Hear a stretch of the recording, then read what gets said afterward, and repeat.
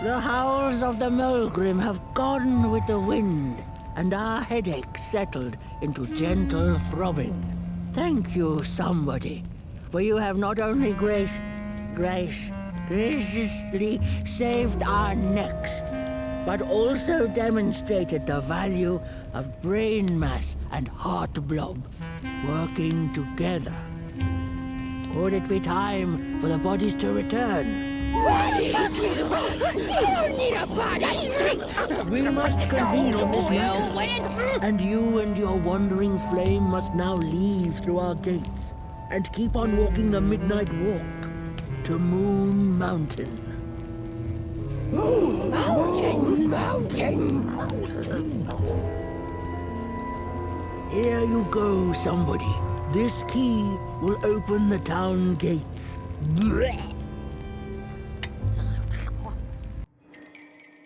The mountain once again beckons, and the call is answered.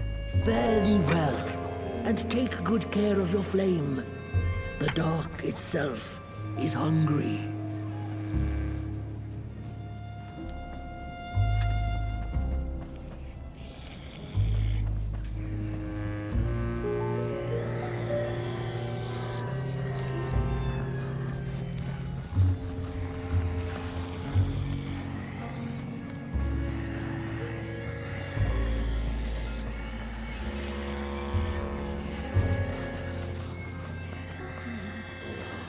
Bodies might be returning it now.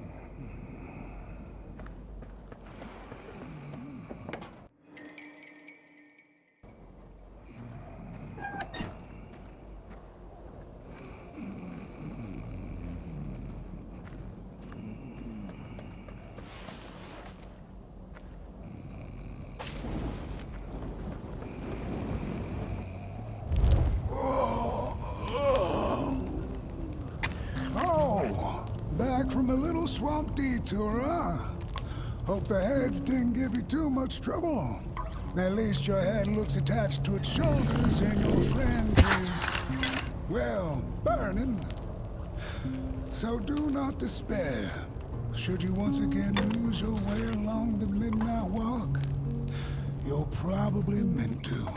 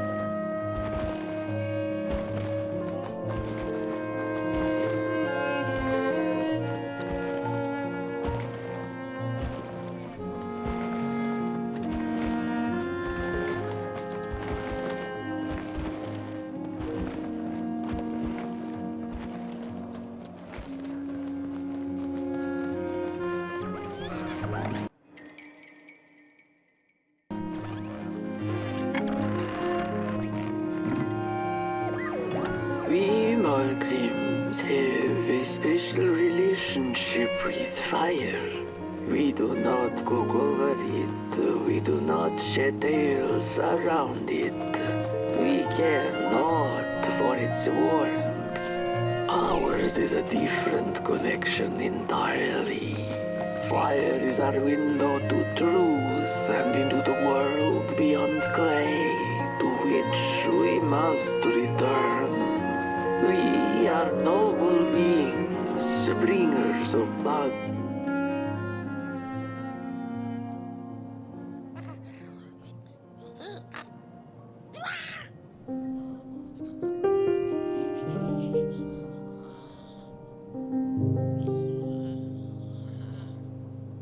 Seek to end us, for they seek to end themselves.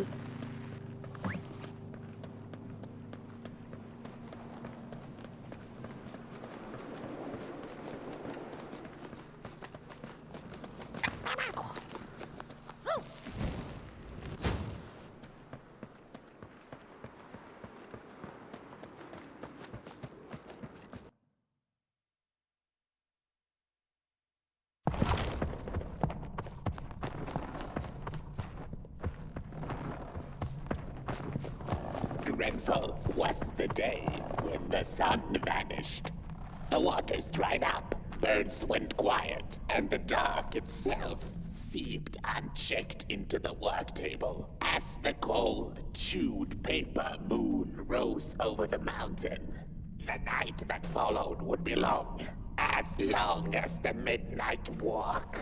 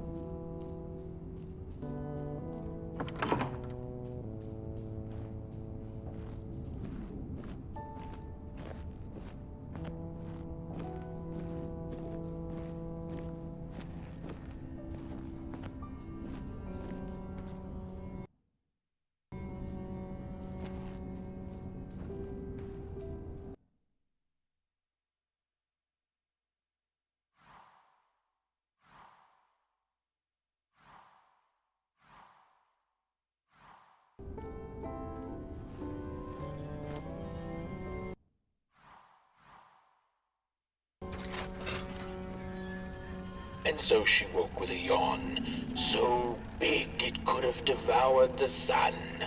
She had slept for just about a decade. A decent nap by Merkel's standards. She smacked her dry lips, looking forward to what the new dawn had to offer as she left her lair and went out into the cool night. Wait a minute.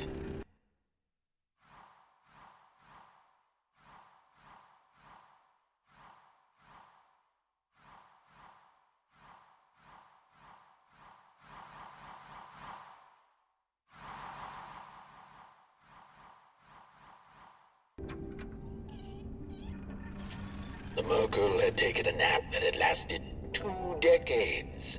Now that counts as oversleeping even by Merkel's standards. She had awoken anxiously this time, feeling misplaced and confused. The confusion grew further into panic when she was...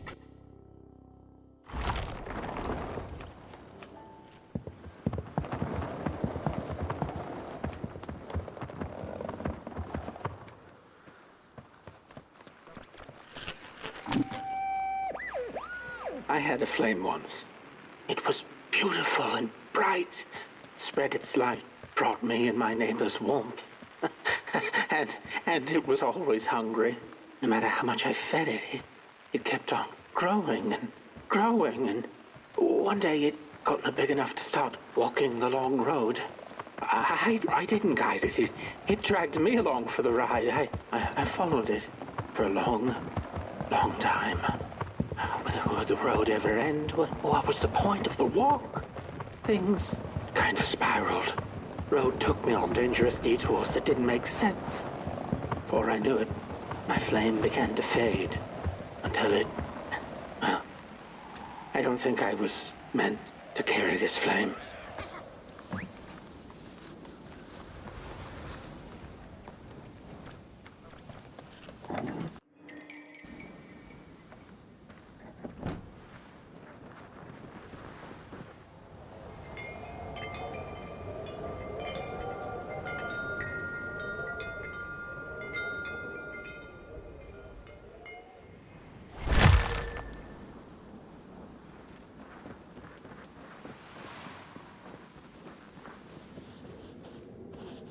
There once was a freezing cat who was looking for shelter when she came across a dark cave.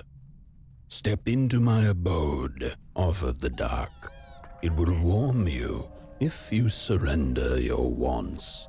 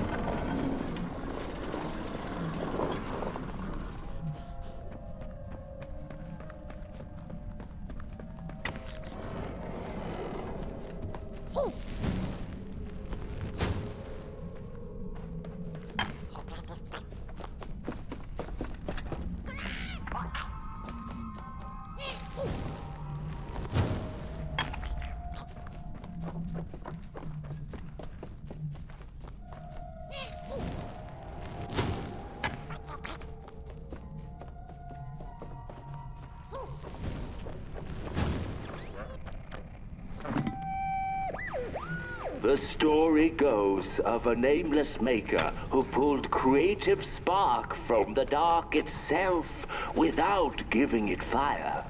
With his dark source, he managed to create swaths of land in no time. The dark itself waited for a gift of fire, but the Maker just kept on taking. Too busy building his crooked fences and watchtowers, kept his fire locked away in his chest. One day, he decided to create the first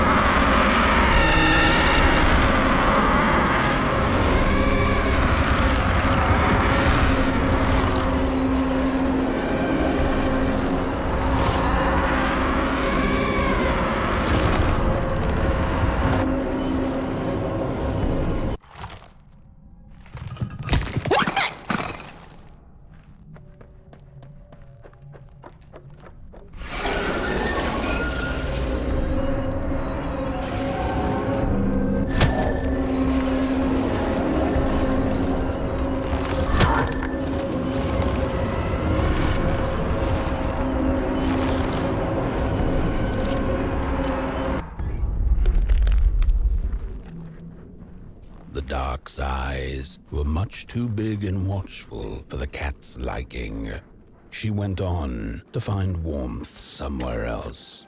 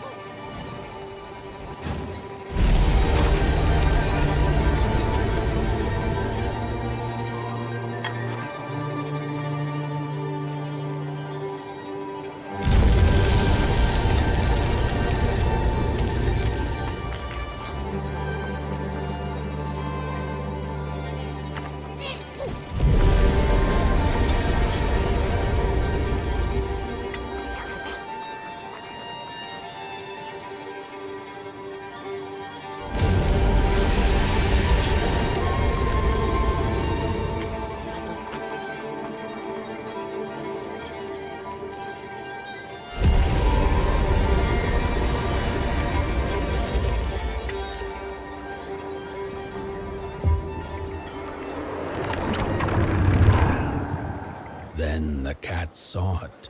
Rooftops piercing the sky. Approaching the town, she was greeted by a crone. "Come, kitty, kitty, you must be tired. Sit in my lap. Share your soft fur, and I shall warm you for a spell.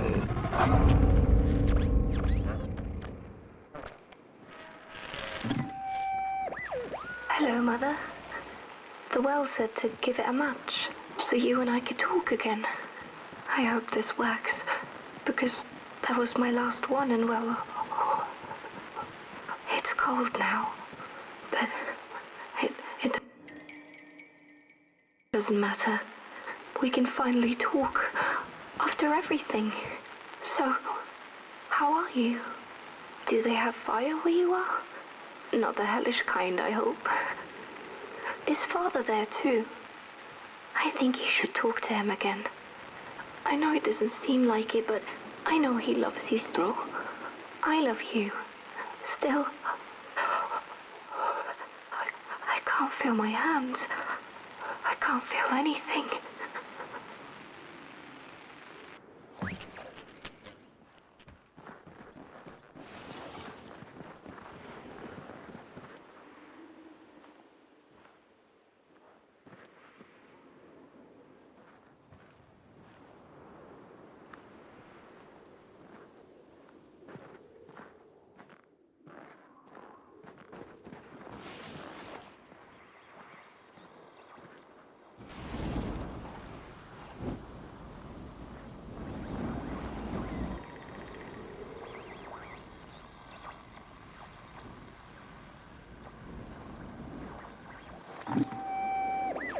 Hello, Mother.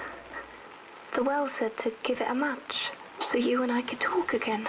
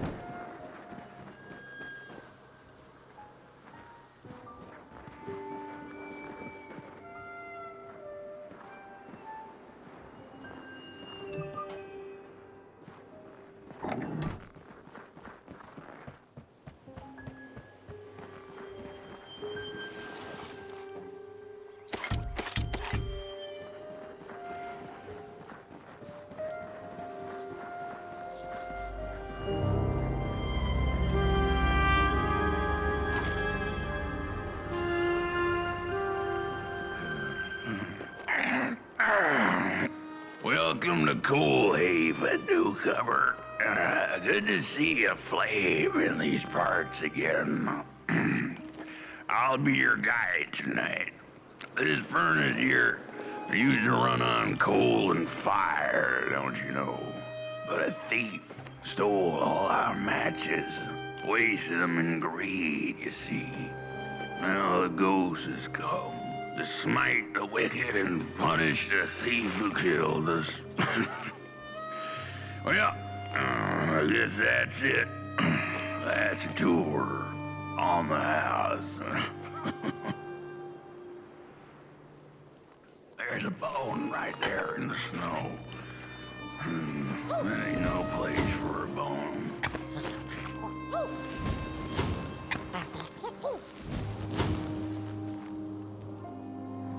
Your flame could bring back warmth to our graves.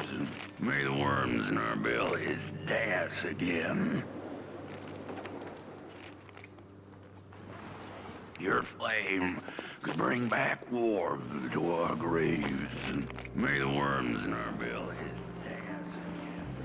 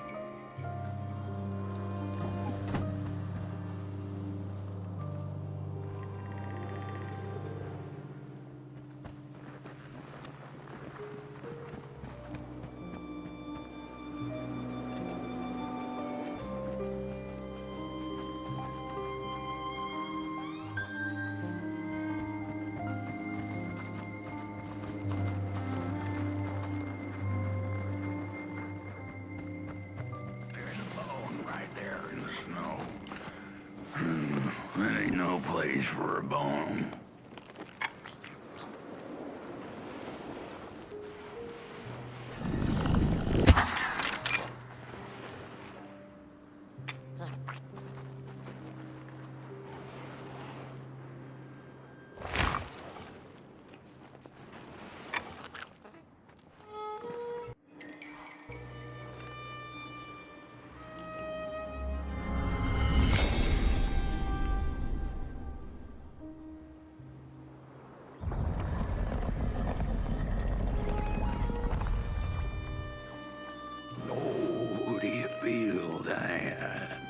Something's changing. At first, this was the soul of the city. We used to worship it, us coal miners did. Fed it trees and fire like it was a hungry, angry god. This broken body's going nowhere, but yours is. Walk the streets, listen. Just don't believe everything I have to say. The cat didn't like the crone's crude pettings. Her hands tugged at her fur. Now, rest still, the crone said, as she pulled out a crooked knife. The cat was quick and escaped just in time.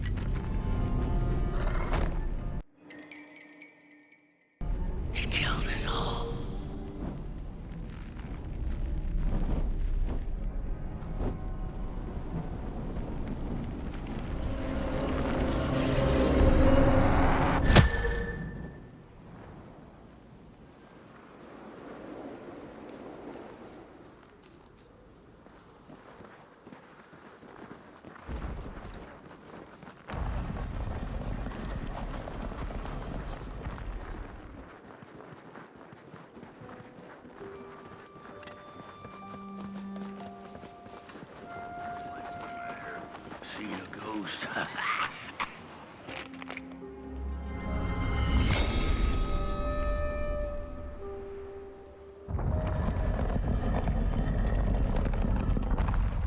The thief loved the stars. Would have plucked them out of the sky if it were possible. But the dark itself stole her stars, turned the thief's sky as black as a cup of joe. And so the thief began to steal matches and lit them, hundreds of them, like little stars of her own.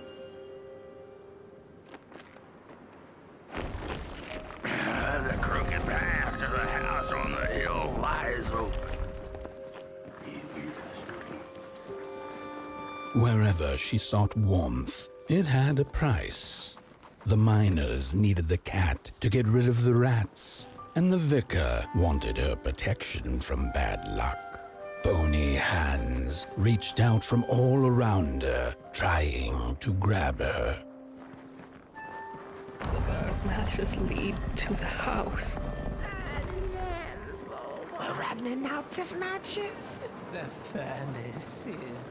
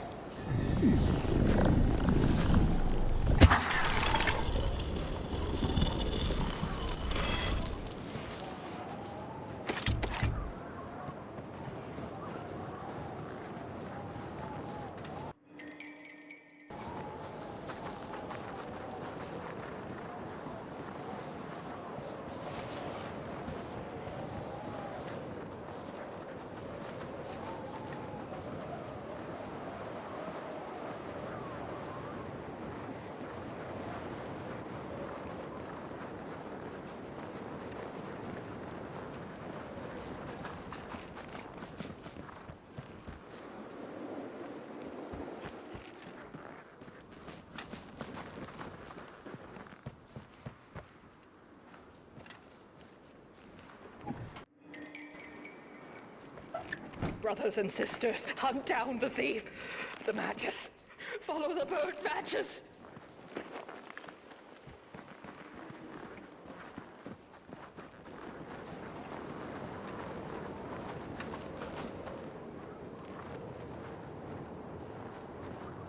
You've met your match thief.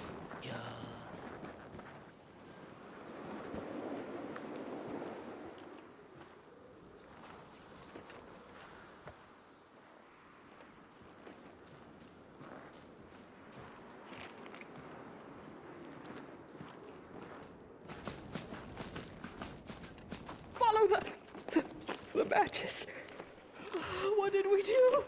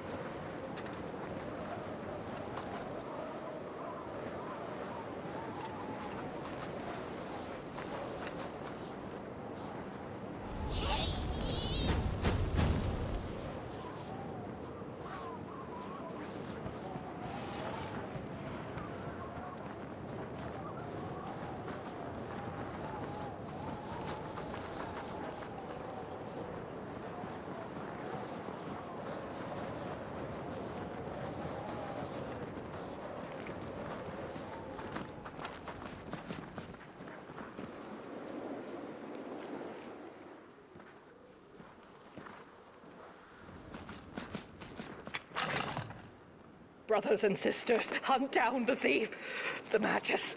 Follow the burnt matches.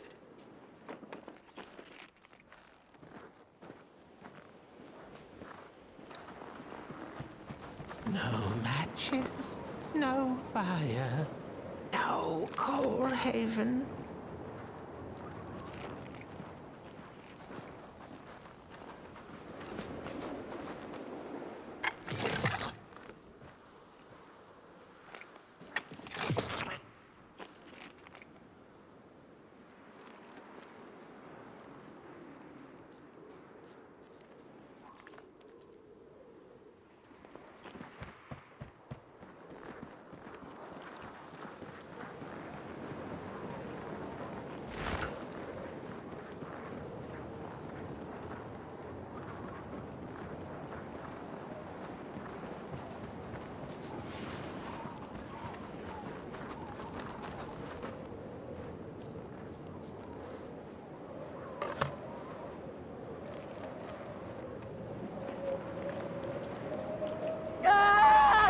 It burns! It burns! What's... Oh, this isn't my body. The fire, did we snuff it out? Where's... Did I save them? The house. It's ruined. Well, it wasn't supposed to go down that way. They locked the door, threw the key into the woods. Huh. There was so much anger, and now there's nothing. This body is so uncomfortable.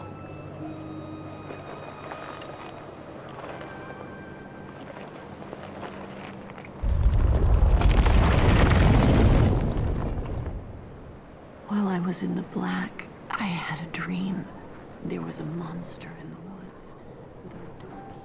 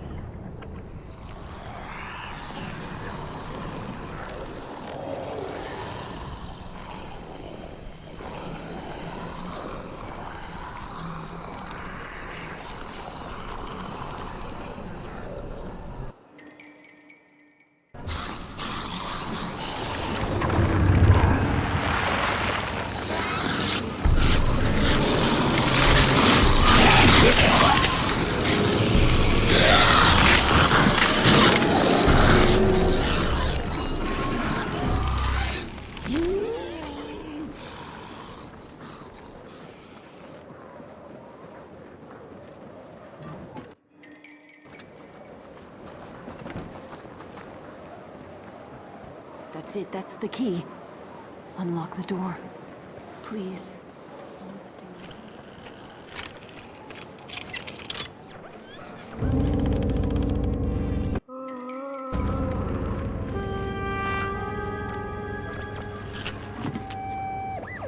Furnace is getting weak. Council says we're running out of matches. We'll have to harvest The cat felt as if the walls around her were growing taller, the alleyways narrowing. Turning a corner, she bumped into a girl sitting in the snow. In her bony little hands, a lit match. Just a match. "What do you think of my star?" the girl asked. "Isn't it pretty?" The crooked path to the house on the hill.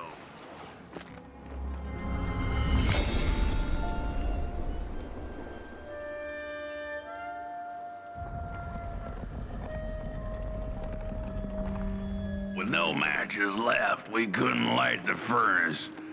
And the thief paid a terrible price for her burning greed. As the furnace died, one by one, so did we. But before we perished, the dark itself moved into our hollow husk, turning us cold and wicked. If I had a heart, I'd feel great shame for what we did. I'd feel great shame for what we did. The old man feels it too. Should have been long dead with the rest. He just wasn't ready to go.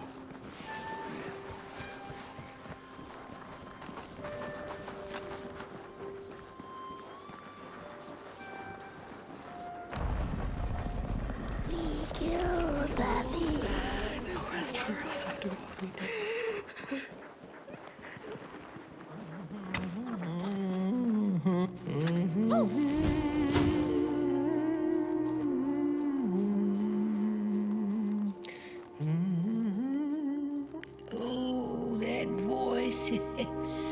What I wouldn't give to hear her sing again. Those sweet, sweet tunes like fallen leaves of the trees that were. Such a waste. Such a shame. I wish I could hear her sing again. Just once. Just once. Oh, I know she stole from us. I know what she did to our town. But she could sing. This town's not much without fire, no. But it's even less without song.